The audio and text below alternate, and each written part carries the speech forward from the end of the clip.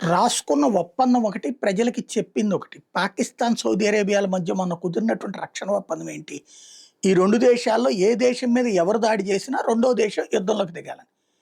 ఇప్పుడు పాకిస్తాన్ మీద నిన్న తాలిబాన్లు దాడి చేశారు కదా! అది ఆఫ్ఘనిస్తాన్ ప్రభుత్వమే దాడి చేస్తుంది. ఎందుకని? తెహ్రీక్ ఈ తాలిబాన్ పాకిస్తాన్ కోసం అని చెప్పేసి ఆఫ్ఘనిస్తాన్ సరిహద్దులు దాటి బాంబింగ్ చేసినందుకు గాను.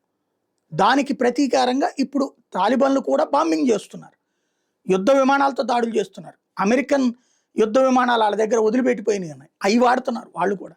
తద్వారా వాళ్ళు యుద్ధమే చేస్తున్నారు. మరి అప్పుడు సౌదీ అరేబియా యుద్ధంలోకి రావాలిగా. కానీ ఇప్పుడు సౌదీ అరేబియా, ఖతారు వీళ్ళందరూ కూడా, దుబాయ్ వీళ్ళందరూ కూడా పాకిస్తాన్, ఆఫ్ఘనిస్తాన్ సంయమనంతో ఉండండి అని చెప్తున్నారు. ఎవరు యుద్ధంలో పార్టిసిపేట్ చేయడానికి సిద్ధంగా లేరు.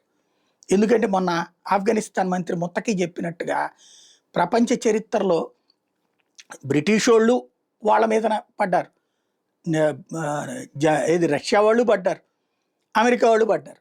ఆ దేశాన్ని హస్తగతం చేసుకుని పరిపాలించారు కూడా. వాళ్ళ ఎయిర్ బేసులు కూడా నడిపారు. అయినా అక్కడున్న జనం మత పెచ్చతోనే ఉంటారు.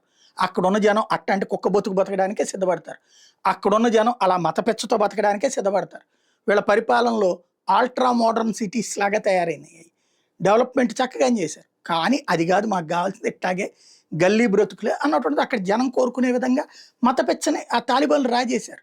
కాబట్టి వాళ్ళు చేసేటటువంటి వాళ్ళ మీదనే యుద్ధం చేసి గెలిచేవాడు ఎవడూ లేడు. అందరూ ఓడేవాళ్ళే. అలాగని తాలిబాన్లు గెలుస్తారంటే ఆర్థికంగాను ఆ దేశ సౌభాగ్యకరంగా ఎప్పుడూ ఓడిపోతూనే ఉంటారు.